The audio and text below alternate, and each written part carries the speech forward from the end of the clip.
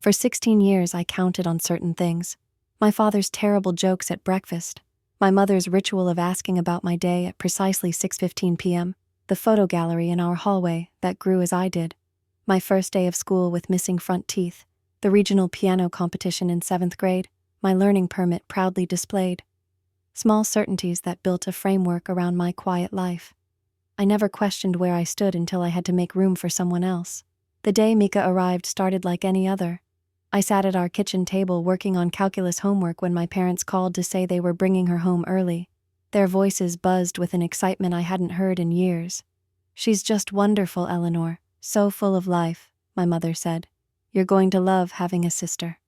I tidied my room and picked wildflowers from our backyard, arranging them in a mason jar for her bedside table. I'd spent weeks preparing, clearing half my closet, organizing my bookshelf to make space for her things, mentally rehearsing what I'd say to make her feel welcome. When they walked through the door, Mika seemed smaller than her 13 years. Her dark eyes took everything in at once, darting from corner to corner, while she clutched a dance bag against her chest. She didn't speak until my mother nudged her forward. "Hey!" Her voice barely carried across our entryway. "Hey!" I couldn't think of anything brilliant to say, despite all my planning. "I'm Eleanor." "I know." She smiled then, quick and bright like a camera flash, and something in the room changed. My parents visibly relaxed. Those first weeks felt like a carefully choreographed dance. I showed Mika how to work our finicky shower, which stairs creaked at night, which neighbors would complain if music played too loudly. She shadowed me, asking questions in bursts between long stretches of silence. I didn't mind. My natural state was quiet observation. It felt comfortable to be the one with answers for once. "Did you always want a sister?" she asked me one night as we sat on my bedroom floor, sorting through my old novels for ones she might like. "I guess I never thought about it much," I said. "But I'm glad you're here." She nodded, a half smile forming. "Your parents are nice." "They're your parents too now," I corrected gently. Her fingers paused on a book spine. "Yeah, that's weird to say still." I thought I understood then. I didn't. 3 months later, my mother knocked on my door with that determined look that meant she'd been planning something. "Eleanor, honey, Dad and I have been thinking about the bedroom situation." I glanced around my room, the walls I'd painted a soft blue 2 summers ago, the window seat where I spent hours drawing and reading. "Mika needs more space for her dance trophies and equipment," she continued. "The guest room is so much smaller than yours, and with all her competitions coming up." Her voice trailed off, but her expectation hung in the air between us. I knew what good daughters did. "You want me to switch rooms," I said. Relief smoothed the worry lines around her eyes. "Would you mind terribly? You're so good at making spaces your own, and you're always so understanding." I wasn't understanding. I was caught off guard. But I nodded and smiled like it was no big deal, because that's what I always did. The weekend I spent repainting the guest room, now my room, a warm yellow, was the first weekend my parents took Mika shopping without me. 8 hours with paint rollers and masking tape, transforming a space that felt temporary into something that could be mine. When they returned home with bags of new dance clothes and school supplies for Mika, my mother poked her head in. "Oh, that looks nice," she said, distracted by Mika calling from downstairs. "Do you need help unpacking?" She was gone before I could answer. That night, watching my parents help Mika arrange her trophies on my old bookshelf, I felt something shift inside me, the first small crack in what I'd always assumed was solid ground. 6 months after Mika arrived, I woke on my 17th birthday to silence. No pancakes with candles, no badly wrapped presents on the kitchen table, nothing but ordinary Tuesday morning sounds. My father making coffee, my mother reminding Mika about dance practice. I dressed carefully, wearing the sweater my mother had complimented last month. In the kitchen, I waited for someone to notice, to remember. No one did. "Can you drive Mika to school today?" My mother didn't look up from the permission slip she was signing. "I need to prepare for my meeting." I drove in silence while Mika chatted about her upcoming dance competition. When I dropped her off, she hopped out with a casual "thanks" and ran to meet her friends without looking back. That afternoon, I bought myself a cupcake from the bakery downtown and ate it alone in my car before heading home. The next morning, I mentioned it while helping with breakfast dishes. "Yesterday was my birthday." My mother's hands froze under the running water. "Oh, Eleanor, I'm so sorry, with Mika's competition this weekend and all the arrangements." She turned, water dripping onto the floor. "We'll make it up to you this weekend, I promise." But that weekend, they were busy with Mika's competition preparation. The makeup birthday dinner became a quick pizza order while they helped Mika practice her routine in our living room. By spring, I'd grown accustomed to the new rhythm of our household. Everything revolved around Mika's schedule, her needs, her accomplishments. I adapted, as I always did. I stayed later at school, working on the literary magazine. I practiced piano when no one was home, the notes filling empty rooms like temporary company. My spring recital fell on the same Thursday as Mika's school sports meet. I'd practiced Debussy's Clair de Lune for months, working through the difficult middle section until my fingers knew the way without my mind's guidance. "I'm really sorry, Eleanor," my father said that morning. "I've got meetings until 7. I can't make your recital." "That's okay," I said automatically. "I know you're busy." My mother didn't even pretend. "I promised Mika I'd be at her track meet. She's so nervous about her hurdles time. You understand, right? You've done so many recitals already." I understood perfectly. I performed that night to an audience of strangers, parents of other students who politely applauded my piece. The empty seats where my parents should have been felt impossibly wide. Later, I learned my father had taken a half day to attend Mika's meet. During dinners, my straight-A report card earned a pat on the shoulder and, "That's our Eleanor, always reliable with grades." Mika's B in English prompted a celebratory ice cream trip because she's working so hard to adjust. I began eating dinners in my room, claiming homework. No one questioned it. One Sunday morning, I walked into our living room carrying a stack of college brochures I'd collected at the school fair. My parents were hanging Mika's newest professional dance portrait above the fireplace. "What do you think?" my mother asked, stepping back to admire it. "It's nice," I said, noticing for the first time that something was different about the room. The wall that had once held our family photos, including mine, was now covered with framed certificates of Mika's dance achievements. "Where are all the old photos?" I asked, trying to keep my voice casual. "Oh, we needed this space for Mika's certificates," my mother said. "I put the old ones in storage boxes. We can rotate them sometimes." But looking around, I realized there wasn't a single photo of me left in the room. Not the family vacation to the Grand Canyon, not my middle school graduation, nothing. I stood in that living room, surrounded by evidence of Mika's existence while mine had been neatly packed away. The college brochures in my hands suddenly felt heavier. "Did you need something, honey?" my father asked, barely glancing at me as he straightened one of Mika's frames. "No," I said quietly. "Nothing important." I returned to my room and sat on my bed, the brochures spread around me like escape routes. For the first time, I understood with perfect clarity. I hadn't gained a sister. I'd lost my place, and my parents hadn't even noticed I was gone. I returned to my room, college brochures scattered across my bed like fallen leaves pointing toward different futures. While my parents rearranged our living room to showcase Mika's dance achievements, I made my own adjustments. I learned to take up less space, to expect less attention, to need less validation. My last 2 years of high school unfolded in a rhythm of strategic absences. I volunteered for the school newspaper, staying late in the empty classroom 3 days a week. Mr. Calloway, our faculty advisor, praised my ability to draw out details from reluctant interviewees. "You have a gift for making people feel seen," he told me after I submitted a feature on the janitor everyone passed without noticing. "Your profiles have depth." I didn't tell him why I was good at noticing overlooked people. On Tuesdays and Thursdays, I haunted the art room after everyone else had gone home. Mrs. Perez gave me permission to use the supplies as long as I cleaned up. There, surrounded by the smell of paint and graphite, I created a different kind of truth. My drawings started as traditional portraits but evolved into something more abstract.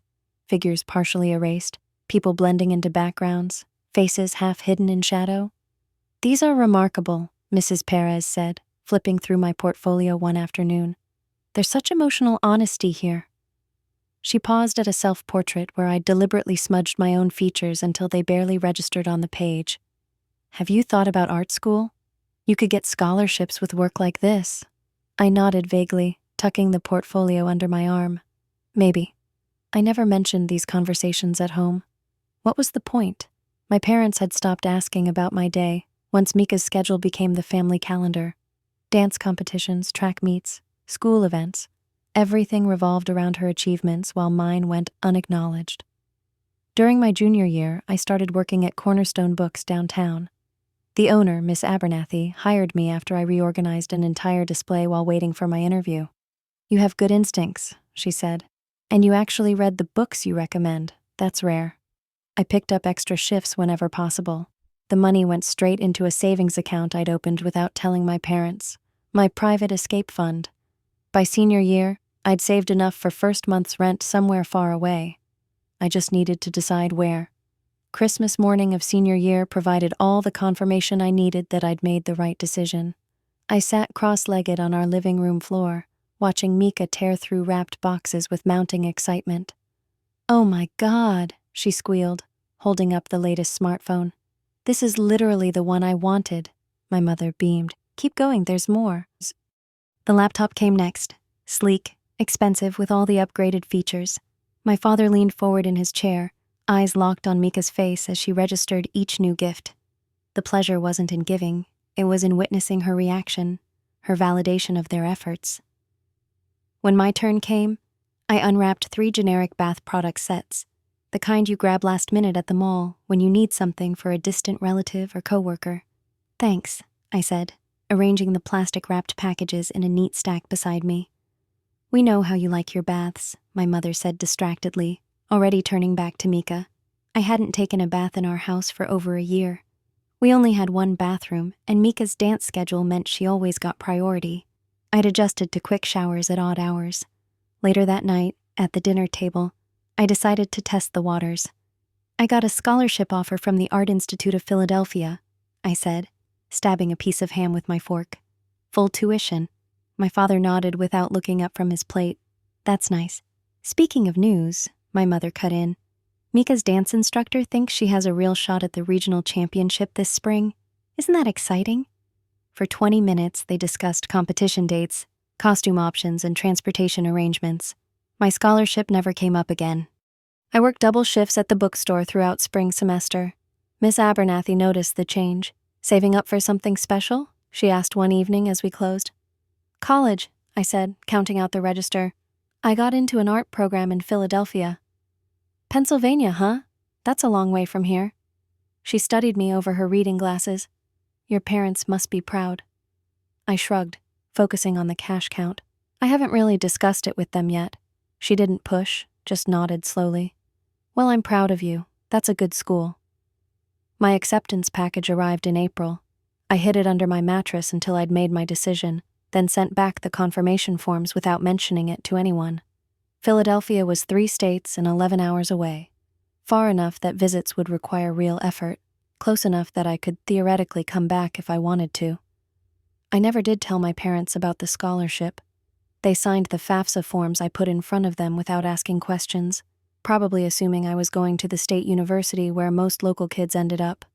I didn't correct them. Graduation night, I sat in alphabetical order among my classmates, listening to speeches about bright futures and new beginnings. When they called my name, I walked across the stage, accepted my diploma, and smiled for the photographer. I spotted my parents in the audience, both hunched over their phones. My father appeared to be checking sports scores. My mother was texting. Neither looked up as I crossed the stage. That evening, as I changed out of my graduation gown, I overheard my mother on the phone in the kitchen. "Yes, we're so proud. The whole team got recognized. Mika was just glowing when she accepted the award." I paused in the hallway, one arm still in my gown sleeve. "Oh, Eleanor's graduation was today, too. It went fine.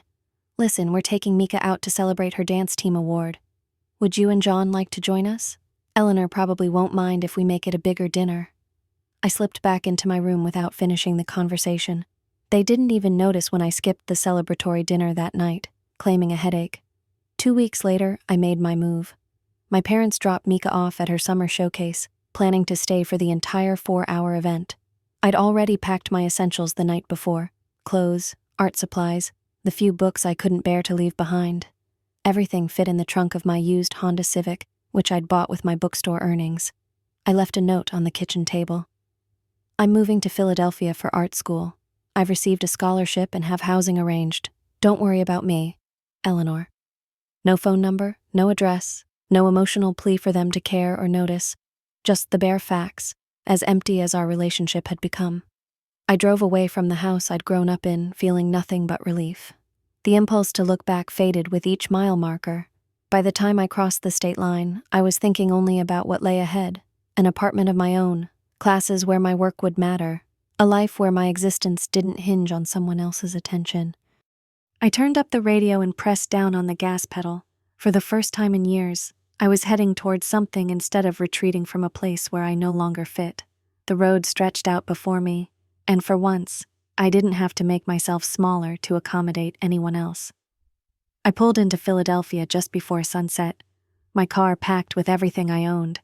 The GPS directed me to the address I'd circled in red on a printout from Craigslist, a third-floor walk-up in a narrow building with chipped brick facade. The landlord, Mr. Petrosky, met me on the front steps. He had thick glasses and perpetually raised eyebrows. "First month's rent plus security deposit," he said, holding out a weathered palm. "Cash only." I counted out the bills, almost half my savings gone in one transaction. He handed me a single key attached to a plastic tag and gave me a tour that lasted exactly 3 minutes. Bathroom sink drips. Jiggle the handle if it gets bad. No pets, no candles, no holes in the walls bigger than a thumbtack. He pointed to a fire escape outside the living room window. "Emergency exit. Don't use it to smoke." Then he was gone, leaving me alone in my new home. The apartment was small enough to see everything from the doorway. Peeling wallpaper curled at the edges, revealing layers of previous patterns underneath. The kitchen consisted of a mini fridge, 2-burner stove, and a sink with rust stains. But the windows were tall, letting in streams of evening light that fell across hardwood floors worn smooth by previous tenants. I stood in the center of the empty room and spun in a slow circle. "It's mine," I whispered, testing how the words felt in my mouth.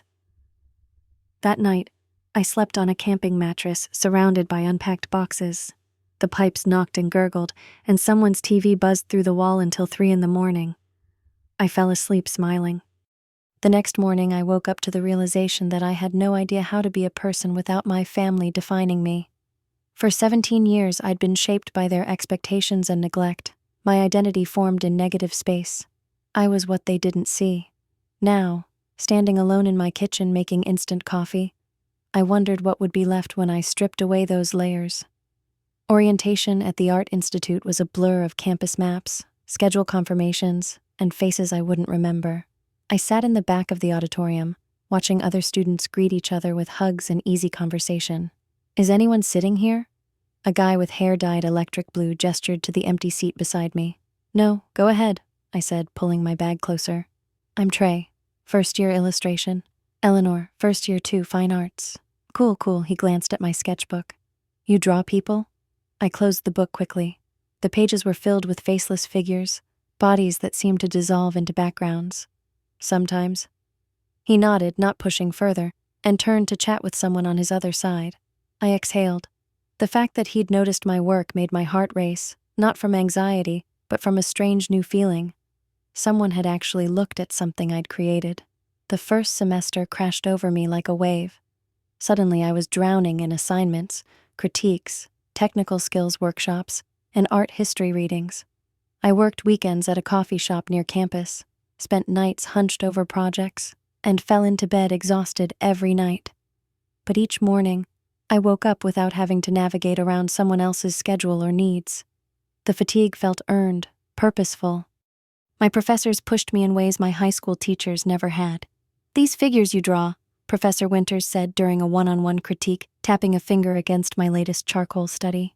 "They're always either partially obscured or blending into their surroundings. Tell me about that choice." I stared at the drawing, a girl sitting on a park bench, her body gradually becoming transparent at the edges. "I guess I'm interested in visibility, how people can exist in spaces without being fully seen." She nodded, studying me over the rim of her glasses. "The technical skill is evident. Your understanding of light and shadow is intuitive. But I'm more interested in why you keep returning to this theme." "I don't know if I can explain it yet," I admitted. "Then don't explain. Just keep digging." She handed the portfolio back. "Art isn't about answers. It's about asking better questions." 3 months into my first semester, the department hosted a gallery show for new students. I submitted 3 drawings from my ongoing series, what I'd started calling my Fading Figures collection. The night of the opening, I stood in a corner, watching people move between displays. No one knew which pieces were mine. I could observe without being observed. "These are compelling," a voice said beside me. I turned to find Professor Jacobson, head of the department, studying one of my drawings. "The emotional content here." He gestured toward the central figure, a girl at a dinner table who was rendered in sharp detail while her surrounding family appeared as blurry outlines. "There's a narrative depth that's unusual for a first year. Is this autobiographical?" "No," I said too quickly. I'm interested in how people can be invisible even when they're physically present." He nodded, not entirely convinced. "Well, whatever the inspiration, keep following this thread. You're onto something authentic here." Later that evening, a classmate asked if I was going home for the upcoming break. "No," I said, fabricating quickly. "My parents are traveling. Europe, some anniversary trip they've been planning forever." "That's cool," she replied. "My mom's already called like 5 times asking what I want her to cook when I get home." I smiled and excused myself to get more punch. The lies came easier each time someone asked about my family. I created a tidy fiction about supportive parents who respected my independence, a normal childhood in a house with a swing set, holiday traditions involving hot chocolate and board games. The truth felt too heavy to share with new acquaintances, too much like asking for pity I didn't want.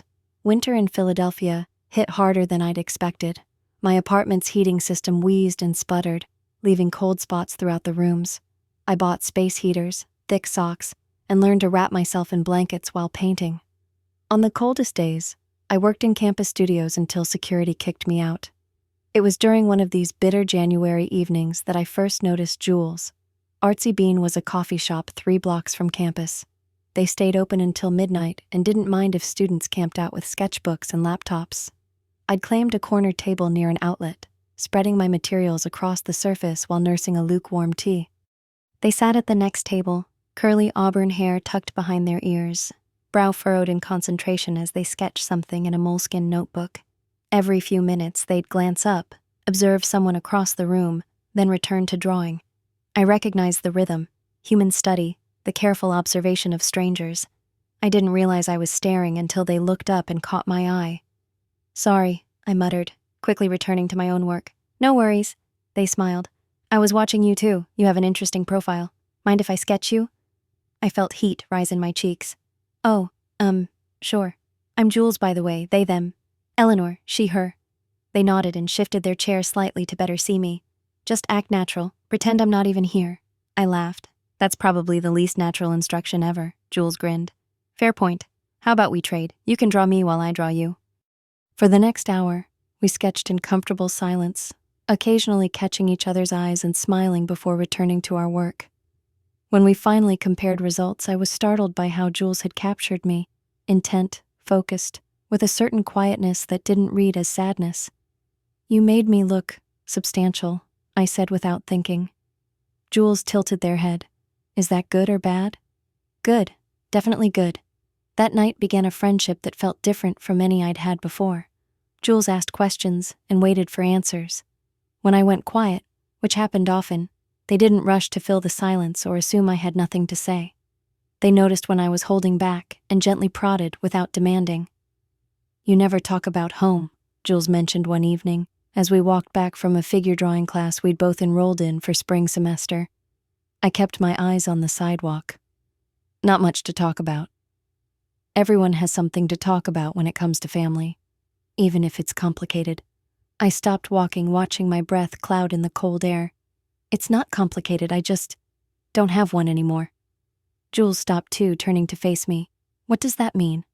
For the first time since arriving in Philadelphia, I told someone the truth. We sat on a frozen bench in Rittenhouse Square while I explained how I'd gradually disappeared in my own home, how Mika's arrival had accelerated a process that was probably inevitable, how I'd driven away without looking back. Jules listened without interrupting. When I finished, they asked, "Do you regret leaving?" "No," I answered immediately. "I regret not leaving sooner." They nodded, absorbing this. "Have you told your professors? Some of your work makes more sense now." I shook my head. I don't want to be the sad girl with family issues. I don't want pity. Understanding isn't the same as pity, Jules said, but they didn't push further. Spring semester ended, and Philadelphia transformed into a humid, shimmering city. I found a better job at a small graphic design studio that needed someone for basic illustration work and administrative tasks. My boss, Carla, spent the first week training me on their software and filing system. "You have a good eye," she commented, reviewing a logo concept I'd tweaked. "There's a clarity to your aesthetic that works well for commercial purposes." "I'm really just an artist," I admitted. "I don't have much design training. Sometimes fresh eyes are better than trained ones." She handed me the company credit card. "We're ordering lunch. What do you want?" Working at the studio introduced me to a different kind of relationship. My coworkers chatted about weekend plans, shared snacks, remembered details about each other's lives. Carla asked if I was adjusting well to Philadelphia, invited me to team happy hours, checked in when I looked tired. When I mentioned offhand that I lived alone, Tomas from the front desk insisted on programming emergency contacts into my phone. "What if you slip in the shower? Who would know?" he demanded. "I guess no one," I admitted. He looked appalled. "That's it. I'm giving you my number, and Carla's and Miguel's. If you don't show up for work and don't call, we're breaking down your door." I laughed it off, but later, staring at my phone with these new numbers programmed in, I felt something warm spread through my chest. These people would notice if I vanished. The first year passed, then the second. I moved from my tiny apartment to a slightly larger one with functioning heat and a bathroom sink that didn't perpetually drip. My position at the studio evolved from basic assistance to regular client work. Businesses specifically requested my illustration style for their projects. Holidays arrived and departed without contact from my family, confirming what I'd already known. My absence barely registered in their lives, just as my presence had gone unnoticed. The first Christmas alone, I cried myself to sleep. The second, I accepted Jules's invitation to join their family gathering. The Finch household buzzed with noise and energy. Jules's mothers, Sandra and Diana, welcomed me with genuine warmth. Their younger brother Marco immediately enlisted me to help construct a gingerbread house, and their grandparents insisted I try every dish on the overloaded table. "More potatoes, Eleanor," Sandra offered, already spooning them onto my plate before I could answer. "Thank you," I managed, overwhelmed by the casual intimacy of it all. Later, washing dishes alongside Diana, I admitted, "I don't really know how to do family stuff. I might be getting it wrong." She laughed softly. "There's no wrong way. Just be yourself." "That's the thing," I said, scrubbing a pot with unnecessary vigor. "I'm not sure who that is yet." Diana handed me a towel. "That's okay too. Jules says your artwork is extraordinary. Maybe you're figuring it out through that." The mention of my art reminded me of something that had changed. In my first semester, I'd signed everything with just my initials, ER, as if reluctant to claim full ownership. Recently, I'd begun using my entire name, Eleanor Richards, a small act of asserting presence. My third year in Philadelphia brought an unexpected shift in my work. The fading figures remained, but they began to show more substance, more definition. Professor Winters noticed immediately. "There's evolution happening here," she said during a portfolio review. "These newer pieces have a different quality. The subjects are emerging rather than disappearing." I nodded, surprised she'd articulated something I'd barely recognized myself. "I think I'm interested in visibility in a different way now." "How so?" I considered this.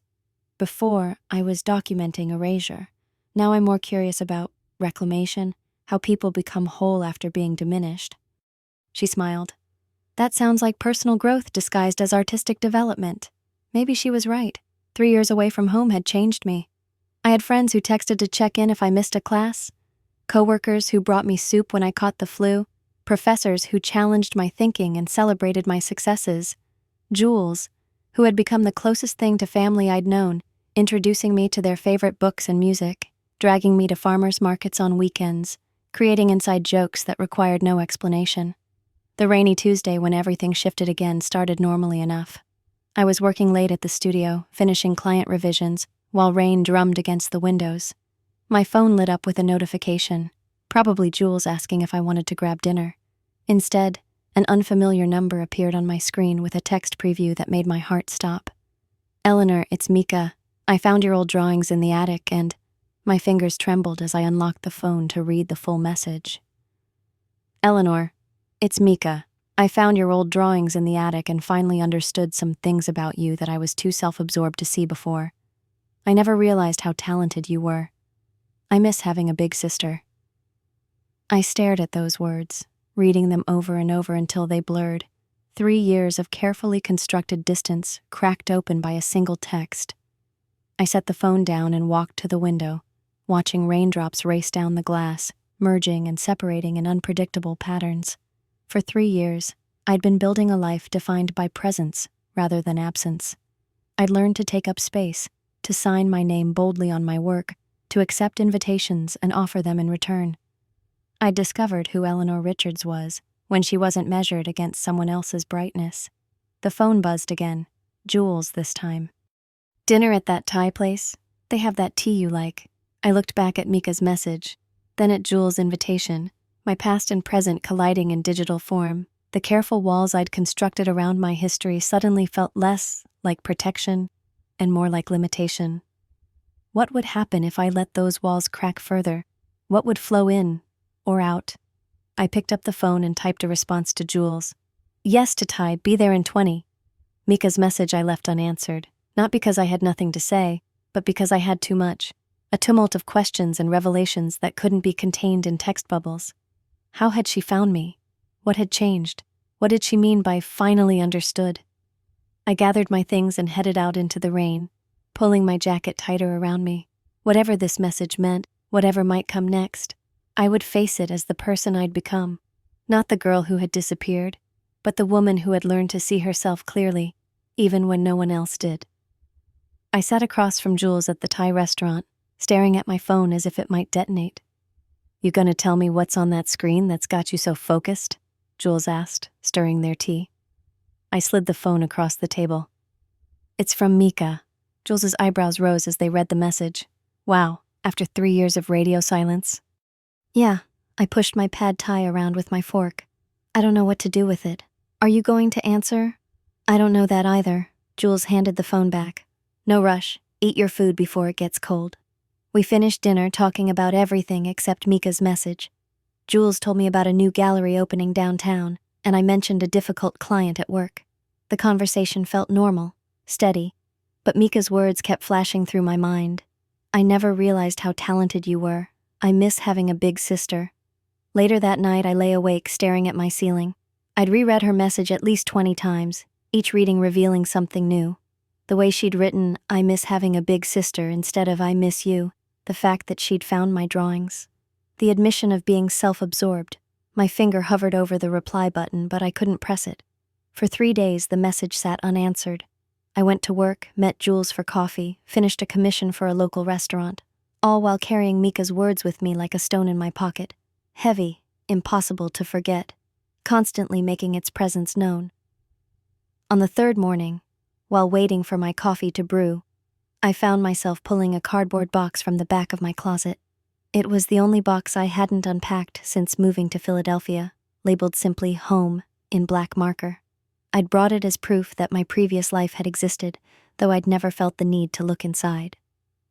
I sat cross-legged on my apartment floor and lifted the lid. The contents were few but significant. My high school diploma, a stack of report cards, a ribbon from a piano recital, a handful of birthday cards from my grandparents, a few childhood drawings. At the bottom, wrapped in tissue paper, was a photograph I'd taken from our family album the night before I left.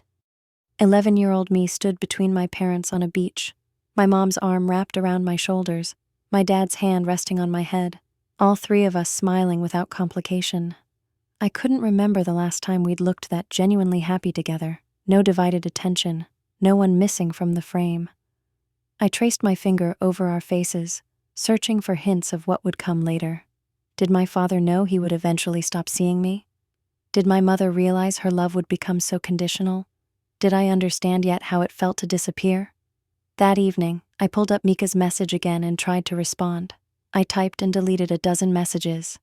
I'm doing fine, thanks for asking. Why are you contacting me now? What exactly did you understand about my drawings? Do Mom and Dad know you're texting me?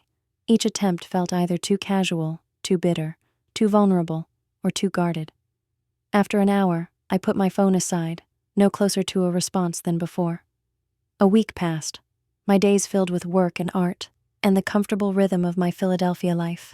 I started a new painting series featuring solitary figures in crowded spaces, people surrounded yet distinct, connected to their environments in ways that highlighted their individuality rather than diminishing it. Then a second message appeared on my phone, from my mother this time. "Eleanor, we miss you. I'm sorry we never made you feel like you mattered. We were wrong. Mika told us everything. Please come home, even if just to talk." I stared at the screen, my heart pounding so hard I could feel it in my fingertips. My mother had never apologized to me before, not for forgotten birthdays or missed recitals or erased photographs. And what did she mean by, "Mika told us everything"? Everything about what? I called Jules immediately, my voice shaking as I read both messages aloud. "Can I come over?" I asked when I finished. "I'm already putting on shoes," they replied. 20 minutes later, we sat on Jules's couch, a pot of tea between us. I handed them my phone, watching as they read both messages again. "What are you thinking?" Jules asked after a long silence. "I don't know. Part of me thinks it's too little, too late. Another part is curious. And another part is just angry that they think a text message can fix years of being invisible." Jules nodded, their expression thoughtful. "Makes sense to feel all of that. What would you do?" "Doesn't matter what I'd do," Jules replied. "What do you want?" The question hit me like a physical force. What did I want? No one had ever asked me that during my childhood. My preferences, desires, and needs had always been secondary, first to my parents' expectations, then to Mika's requirements. "I don't know," I admitted. "I've spent 3 years building a life they're not part of. I'm not sure I want to risk that by letting them back in." "Valid concern." Jules refilled my teacup. "But consider this. You're not the same person who left home. Whatever happens, you get to decide how much space they take up in your life now." The weekend arrived, bringing with it a deadline for a commission I'd been working on, illustrations for a children's book about a girl who could change colors based on her emotions. I immersed myself in the project, grateful for the distraction. Between painting sessions, my mind kept returning to my mother's message. "We miss you." Present tense, plural. Did my father miss me too? Did Mika? Or was my mother just speaking for herself? "I'm sorry we never made you feel like you mattered." Not, "I'm sorry you felt that way," but an acknowledgement that they had caused those feelings. That was new. Mika told us everything. What was everything? That I'd felt erased? That their attention had shifted so completely to her that I'd become a ghost in my own home? That I'd left without saying goodbye because I knew they wouldn't notice until days later? Monday morning, a third message arrived, this time a formal email from my father with an airline ticket attached. "Eleanor, your mother and I would like to see you. I've attached an open-ended ticket from Philadelphia to home. No pressure, but we'd like the opportunity to talk in person. Use it if and when you're ready. Dad." No emotional language, no apology, just practical information, typical of my father. Yet the gesture itself was significant. He'd never made such an effort to reach out before. I closed my laptop and left my apartment, needing space to think. I walked through the city for hours, past the art museum steps, along the river, through neighborhoods I'd come to know intimately over the past 3 years. Philadelphia had become my home in ways my childhood house never was. Here, I existed fully. People saw me, my colleagues, my professors, my friends, Jules. When I returned to my apartment that evening, I went straight to my studio space. My current paintings stood on easels and leaned against walls, bold colors and confident brushstrokes, nothing like the faded figures of my earlier work. These new pieces showed people who occupied their space with certainty, who cast shadows and reflected light. I pulled out my phone and reread all 3 messages. Whatever had changed in my family, whatever Mika had told them, something had shifted. Maybe it was guilt, maybe genuine regret, maybe something else entirely. The only way to know was to see for myself. I opened my laptop and navigated to the time-off request form for work. After submitting it, I wrote a quick email to my professors, explaining I'd be away for a few days. Finally, I confirmed the flight my father had sent, departing Friday morning, returning date unspecified. I wasn't sure yet if this trip was about closure or a new beginning, but I knew I needed to face my past, to fully own my present. The person returning home would be different from the girl who left. someone who had learned to see herself clearly, whether others did or not. As I packed a weekend bag that night, I included my portfolio of recent work. Whatever conversations awaited me, my art would speak truths I might struggle to voice. My fingers lingered on the beach photograph before I slipped it into the side pocket of my bag, a reminder of what had been, what was lost, and what might still be possible. I stepped off the plane carrying only my weekend bag and portfolio of artwork. The airport I recognized immediately smelled exactly as I remembered, a mix of fast food, cleaning products, and impatience. My stomach tightened as I scanned the waiting area. My mother spotted me first, raising a hesitant hand in greeting. I noticed new gray streaks running through her hair, worry lines etched around her eyes that hadn't existed before. She looked older, more vulnerable than the confident woman who had once orchestrated our family's every move. My father stood awkwardly beside her, hands shoved deep in his pockets. He looked smaller than I remembered, his shoulders slightly hunched as if carrying an invisible weight. The realization jarred me. I had grown while they had diminished in my absence. A few steps behind them stood Mika. At 20, she wasn't the teenage girl in my memory anymore. Her dancer's posture remained, but her face had matured, showing a seriousness I didn't recognize. "Eleanor," my mother said, taking a half step forward, then stopping as if unsure whether to attempt a hug. "Hi," I replied, moving my portfolio to my other hand.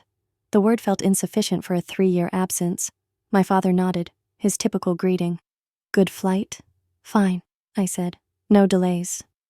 The airport crowd flowed around our awkward reunion, travelers rushing past our still moment of uncertainty. Mika stepped forward. "Your hair's different." I touched the ends of my shoulder-length cut. "Yeah, easier to manage." "It looks good," she said. "Thanks." We walked to the parking lot in silence. The distance to the car stretched endlessly, each step weighted with unspoken questions and explanations. My father drove while my mother sat in the passenger seat, occasionally glancing back at Mika and me in the rearview mirror. The drive passed in uncomfortable small talk about the weather, flight turbulence, and recent road construction, safe topics that required no emotional investment. "The Johnsons' place sold last month," my mother volunteered, pointing at a house as we turned onto our street. "New family moved in with twin boys." "That's nice," I said, not knowing what else to offer. As we pulled into the driveway, I stared at the house, the same blue shutters, the same maple tree in the front yard, the same stone path to the front door. Yet it felt like looking at a photograph rather than a place I'd lived for 18 years. I paused at the doorway, momentarily disoriented by how unchanged yet foreign everything felt. The scent of my mother's favorite candle mixed with furniture polish hit me as I stepped inside, triggering a flood of memories I'd carefully packed away. "We kept your room," my mother said, misinterpreting my hesitation as concern. "It's exactly as you left it," I nodded, following them into the living room where I stopped abruptly. My childhood photographs had been returned to the walls, arranged chronologically alongside Mika's. My elementary school portrait hung beside her dance recital photo from the same year. My high school graduation picture balanced her competition win. "When did you put these back up?" I asked, my voice sounding distant even to myself. My mother's hands twisted together. "About 2 years ago, a year after I'd left." "We can talk over dinner," my father said, carrying my bag toward the stairs. "Your mother made lasagna. Your favorite," she added quickly. I wanted to tell her it hadn't been my favorite since middle school, that I preferred Thai food now, or that Jules had introduced me to Ethiopian cuisine that I loved. Instead, I said, "Thanks, that sounds good."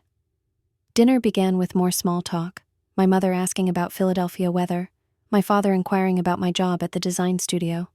I answered each question directly but briefly, not yet ready to share the life I'd built without them.